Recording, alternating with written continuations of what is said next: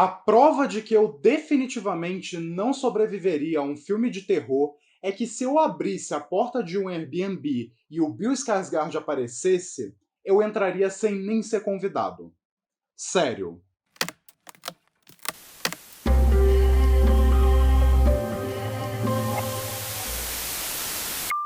Olá! Sejam muito bem-vindos ao Fita Maldita. Eu sou Gustavo Fior e no vídeo de hoje eu convido vocês a passar uma noite comigo, enquanto a gente fala sobre a crise imobiliária dos Estados Unidos, misoginia e também sobre monstros que despertam a nossa compaixão. Como já deu para perceber pelo título do vídeo, hoje eu vou falar um pouquinho sobre Barbarian, ou Noites Brutais, um filme que saiu recentemente naquele streaming adulto do Rato, e bem, definitivamente é um dos melhores filmes de terror do ano. Mas antes da gente se segurar para não gritar mãe por 2 horas seguidas, não esqueça de curtir o vídeo, se inscrever no canal caso ainda não seja inscrito, ativar o sininho para receber todas as notificações, me seguir nas redes sociais que estão linkadas aqui na descrição e também compartilhar com seus amigos para trazer mais almas pro Fita Maldita.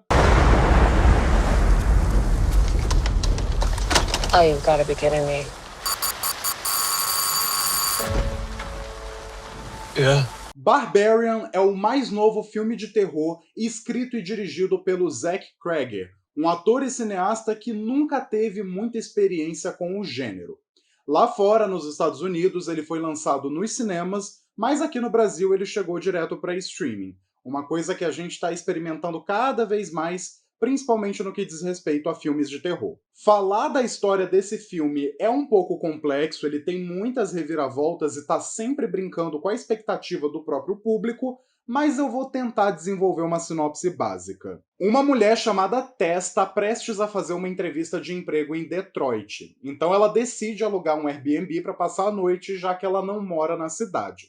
Só que quando ela chega na casa que alugou, ela descobre que uma outra pessoa, o Keith, também já tinha reservado o mesmo lugar a partir de outro serviço de hospedagem. A noite está bem chuvosa, as estradas estão muito esquisitas e a situação acaba deixando os dois muito constrangidos. Mas, eventualmente, o Keith sugere que ela passe ali a noite com ele para ela não ficar sem ter onde dormir. Mesmo relutante, a Tess acaba aceitando e, de início, a situação é um pouco estranha, porque afinal de contas ela é uma mulher, ela passa por medos que homens nunca vão entender, só que os dois acabam desenvolvendo um laço ali. Contudo, a casa esconde alguns segredos muito macabros e a gente vai vendo isso se desenrolar ao longo da trama. Essa é a sinopse mais básica, mais livre de spoiler que eu poderia dar, mas eventualmente eu vou ter que entrar em alguns detalhes da trama. Mas se você não quer pegar nada disso e só quer saber o que eu achei do filme, eu gostei muito. Talvez seja o meu filme de terror favorito desse ano até agora. Barbarian já tinha chamado minha atenção lá pela metade do ano, quando o filme estreou nos Estados Unidos. Ele foi muito bem recebido, muito elogiado, muita gente estava comparando ele com o Maligno, dizendo que ele também tinha uma reviravolta super surpreendente, e é claro que isso acabou colocando o meu hype lá nas alturas. Ainda assim, quando o filme saiu, eu fiquei bem surpreso. Primeiro porque eu acho que essas comparações com Maligno não dizem lá muita coisa. Beleza, o filme tem sim uma reviravolta surpreendente, ele brinca com a galhofa em vários momentos, ele não se leva tão a sério quando ele tá entrando em umas partes mais assustadoras, mas ainda assim, a estratégia do Zach Cregger aqui é bem diferente do que o James Wan fez lá naquela obra-prima dele. E ainda assim, é um filme que conseguiu exceder muito as minhas expectativas. Primeiro que eu acho a direção do Zach Cregger maravilhosa, é muito boa e é o tipo de filme que faz a gente ligar o alerta e ficar atento para tudo que o diretor vai lançar daqui para frente.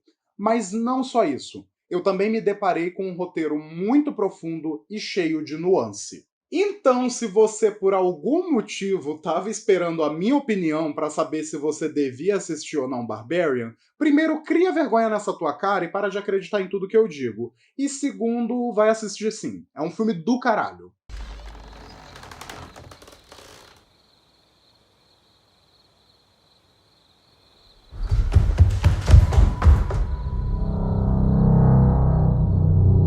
Antes Antes de falar de qualquer coisa, eu preciso comentar um pouquinho sobre o elenco e os personagens, porque eles são a base dessa história. E também porque, enquanto eu assistia, eu notei algumas falhas que, com o passar do tempo, foram se corrigindo na minha cabeça. A Tess é interpretada pela Georgina Campbell, de Broadchurch e também de Black Mirror, e desde o início eu achei ela uma personagem muito fascinante. Ela tem um quê de autopreservação que aos poucos vai abaixando conforme ela conhece o Keith, que é interpretado pelo Bill Skarsgård. Vocês conhecem, o It. Eu particularmente amo a sequência inicial, onde eles ainda estão se conhecendo, bem desconfortáveis, tentando entender qual é a do outro. E eu acho que o Zach Cregger consegue demonstrar muito bem os medos femininos, mesmo sendo um homem. Existe um diálogo bem no comecinho mesmo, onde a Tess já está um pouco mais confortável com toda a situação e ela começa a explicar para o Keith como é difícil ser uma mulher, como ela tem que lidar com certos medos que homens no geral não lidam. E eu adorei essa cena porque você tem ali uma conversa normal. Não é como se o roteiro estivesse dando uma grande aula para o público, explicando didaticamente o que é misoginia, como homens precisam ser aliados e deixar de lado sua masculinidade tóxica e como mulheres estão sempre à margem da sociedade. Em outras palavras, não é igual aquela bomba que é o Man.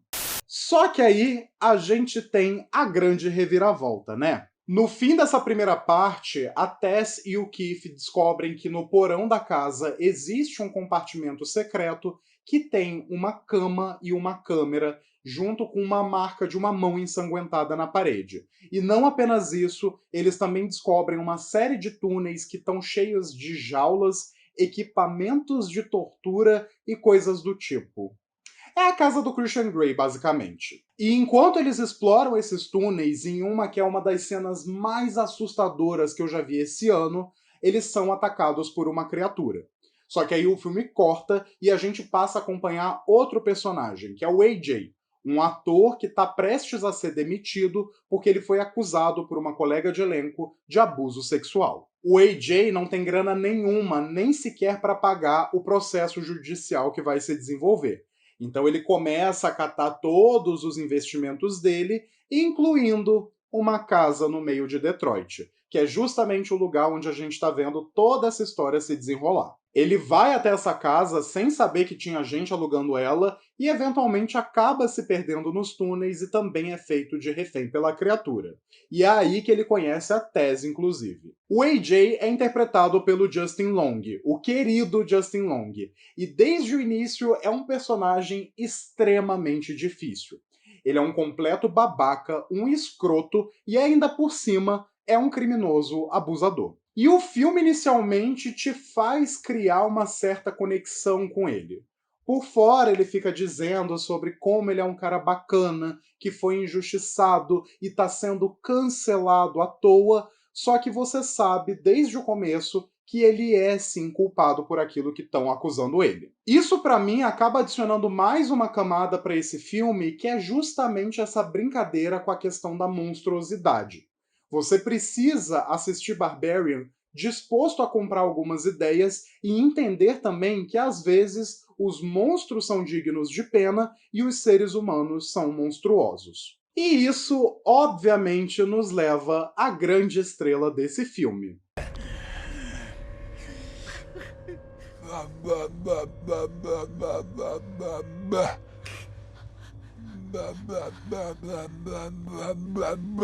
A criatura que vive dentro dos túneis também tem sua história contada, só que de uma perspectiva diferente. No meio do filme, a gente tem um flashback e volta até os anos 80, onde a gente conhece o Frank, que é o típico americano comum, tem sua casinha bonitinha, vai para o trabalho, só que no fundo é um estuprador e sequestrador em massa. Ele passou todo esse tempo levando mulheres até aquela casa, abusando delas, fazendo filhas e também abusando dessas filhas. Então, o que a gente tem aqui é a criação de uma grande cultura de incesto. E essa criatura que mora nos túneis é filha dele e provavelmente neta ou sei lá o quê. Enfim, Game of Thrones, né, gata? E desde que esse monstro aparece pela primeira vez, a gente já percebe que ela tem um certo desejo pela maternidade. A gente vê ela assistindo um programa sobre como trocar fraldas em uma televisão, ela tenta amamentar a Tess e o AJ e ela não quer necessariamente fazer mal a eles, ela não quer machucá-los, a não ser quando eles são malcriados. E assim, eu devo dizer que eu fiquei muito encantado com o visual dessa criatura. Ela é creditada como mãe, ela é chamada assim nos créditos finais do filme, e ela é interpretada pelo Matthew Patrick Davis. Ou seja, é um homem que está ali por baixo de camadas e mais camadas de maquiagem e de próteses. Eu genuinamente fiquei muito assustado da primeira vez que ela apareceu, até porque isso acontece em um momento do filme em que o Zack Cregger eleva a tensão de um jeito absurdo, só que conforme ela ia voltando ali pra trama, eu meio que percebi que fui desenvolvendo uma certa simpatia por essa personagem. Filmes de terror tendem a brincar com as nossas emoções e sentimentos, especialmente quando a gente está falando de monstros e vilões.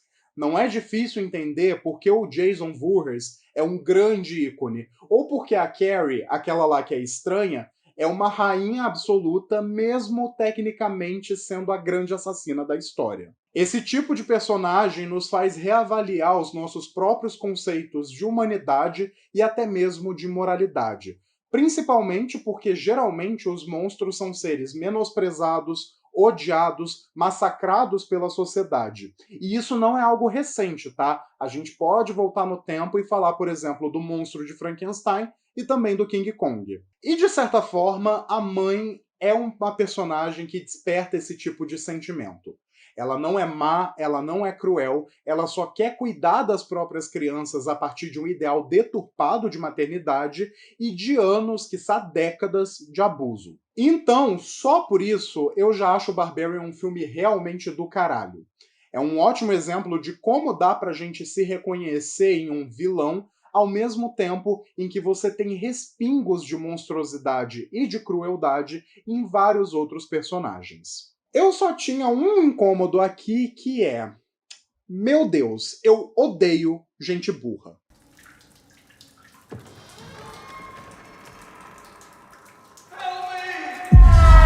Tá, na verdade, eu não sou um grande adepto ao hate contra personagens que tomam decisões questionáveis em filmes de terror. Primeiro, porque a burrice faz parte da humanidade.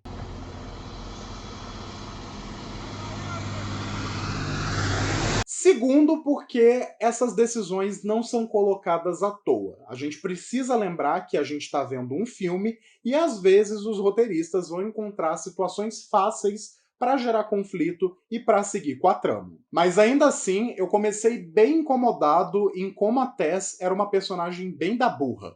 Ela começa o filme com todo aquele senso de autopreservação que eu falei, mas aos poucos isso vai sendo substituído por atitudes completamente estúpidas e sem sentido. Ela decide voltar para casa mais de uma vez, mesmo já tendo se deparado com a criatura e com um compartimento secreto lá. Ela se doa para tentar salvar o Keith e até cria um laço bizarro com o AJ, mesmo sem nem saber quem era aquele homem ou o que ele estava fazendo ali. E originalmente eu tinha até dado 4 estrelas pro filme porque eu não tinha gostado muito disso. Parecia que todas as ações dela estavam sendo muito bem encaixadas ali para poder ter um conflito e a trama continuar seguindo. Só que era quase como se você conseguisse perceber as engrenagens rolando dentro do roteiro. Só que aí eu parei para pensar um pouco e eu não acho que é bem assim. Mais de uma vez eu já ouvi de amigas mulheres como uma das piores dores de ser mulher é justamente ter que encarar esse papel da maternidade. Você sempre ter que ser uma figura materna, mesmo quando essa pessoa nem sequer tem filhos. Você precisa cuidar do seu marido ou namorado, você precisa sempre pisar em ovos para não falar nada que desagrade, você tem que fazer comida e, se deixar, até mesmo tem que dar banho em marmanjo de 30 anos que não sabe lavar a bunda. E isso foi abrindo a minha mente aos poucos sobre essa personagem e o drama dela no filme, especialmente se a gente considera que ela é um espelho humanizado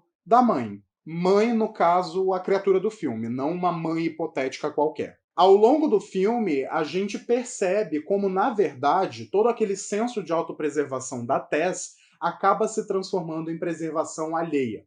Ela primeiro quer tentar salvar e defender o Keith, e quando ele morre, esse sentimento acaba sendo transferido para o AJ. Ela tá basicamente fazendo o papel de mãe deles, tentando colocar eles fora de perigo, mesmo quando eles tomam decisões completamente burras e arrogantes. E eu fiquei me questionando se esse não é um drama relativamente real. Beleza, sem toda a parte de você estar sendo perseguido por uma criatura horrenda que quer te dar de mamar. This process might seem overwhelming, but with a little practice, it can soon become a pleasurable experience. O final desse filme deixou muita gente incomodada no Twitter, mas sinceramente, eu achei coerente com todo o resto. Basicamente, a Tess e o AJ conseguem fugir da casa, só que a mãe persegue eles e acaba encurralando os dois no topo de uma caixa d'água, um silo, sei lá. E é aí que o AJ tem a brilhante ideia de jogar a Tess lá de cima para poder criar uma distração e conseguir fugir de novo. Acontece que a mãe salva a Tess da queda, porque como a gente já estabeleceu aqui, ela só quer cuidar dos próprios bebês. E aí o AJ desce, faz todo um discurso de macho bonzinho, de como ele é bacana, de como ele é legal e como ele não queria machucar a Tess, e a mãe vai lá e mata ele. De um jeito bem grotesco e violento, inclusive. Só que no fim, a Tess mata ela. Ela pega uma arma que o próprio AJ tinha trazido e dá um tiro na cabeça dela. E aparentemente muita gente ficou puta com isso. E eu não sei, mas pelo menos pra mim, esse parece ser um final muito piedoso e misericordioso. A Tess não mata ela por ódio ou por repulsa, mas porque sabe que uma criatura como essas jamais conseguiria viver normalmente. A existência dela, por si só, já é uma miséria. E, de certa forma, ao matá-la, a Tess está conseguindo salvar ela da própria humanidade. E vale lembrar, né? A mãe não é o monstro desse filme. Os verdadeiros monstros são o Frank, o AJ e toda a misoginia da sociedade que permite que esse tipo de coisa aconteça. De acordo com dados oficiais do governo norte-americano, 257.225 mulheres estão dadas como desaparecidas nos Estados Unidos. Isso em um levantamento que foi feito em 2021. E dentro desse número, quase 200 mil são mulheres que têm menos de 21 anos de idade. Ou seja, são crianças, adolescentes e jovens adultas. Todos os anos a gente tem notícias de como mulheres são feitas de reféns em casa, seja por familiares ou por completos desconhecidos, que as sequestram, as mantêm prisioneiras, as engravidam e ainda por cima as usam para fazer trabalho escravo. No fundo, Barbarian pode até ser um filme de ficção. Um filme divertidinho de terror que vai te fazer rir por conta do plot absurdo. Mas tem um dedinho de fato nessa ficção. E pra mim, é isso que torna esse filme tão assustador do começo até o fim. It's dry and there's a lock on the door. By the way, I'm Keith. Tess. You take the bedroom and I'll sleep out here on the couch. Enfim, esses são alguns pensamentos sobre Barbarian. Eu acho que você pode aproveitar o filme pela superfície, como uma história de terror normal. Mas, ao mesmo tempo, eu acho que tem muita coisa escondida abaixo, nas nuances dessa história. O que não deixa de ser bem interessante, se a gente levar em conta que também tem algo escondido ali na superfície da casa onde o filme se passa. Zack Cregger tá de parabéns, viu? E eu acho também que existem outras leituras interessantíssimas. Eu adoro como o filme pincela a questão da crise imobiliária dos Estados Unidos, especialmente se a gente leva em conta que toda a vizinhança ao redor da casa é composta por casas abandonadas. Além disso, tem algumas críticas bem incisivas ao governo Reagan. Então é um filme que eu acho que merece múltiplas análises. Eu sou um grande fã de terror circunstancial. Esses filmes que partem de alguma situação muito específica, que se passam em poucos dias e que estão limitados em poucos ambientes. Filmes igual aquele A Autópsia ou até mesmo Last Shift, eu realmente adoro esse tipo de narrativa. O curioso pra mim é como Barbarian começa nessa ideia de ser um terror circunstancial e aos poucos a história vai se expandindo e vai revelando algo muito maior, algo muito absurdo. E nesse sentido, o Zach Cregger é um gênio, porque eu acho não apenas o roteiro muito bom, mas a direção dele é primorosa. Mas e vocês? Já viram Barbarian ou Noites Brutais? O que vocês acharam? Deixa aí embaixo para a gente poder continuar essa discussão nos comentários. E, por favor, caso você ainda não tenha feito e queira dar aquela forcinha, não esquece de deixar um like nesse vídeo, de se inscrever no Fita Maldita e também de compartilhar esse canal com todo mundo que você conhece para a gente poder expandir cada vez mais essa nossa comunidade. E é claro, para não perder o costume, sempre se lembrem, eu vejo vocês muito em breve. Para fechar, tem uma anedota muito interessante que foi quando o Zach Cregger tentou explicar em uma entrevista essa dualidade do filme, essa dicotomia. Para ele, as cenas que se passam em cima, na casa, é como se fosse um filme do David Fincher. E as cenas que se passam no subterrâneo, nos túneis e tudo mais, é como se fosse um filme do Sam Raimi. E eu acho essa uma puta de uma descrição. É a melhor forma de você definir Barbarian.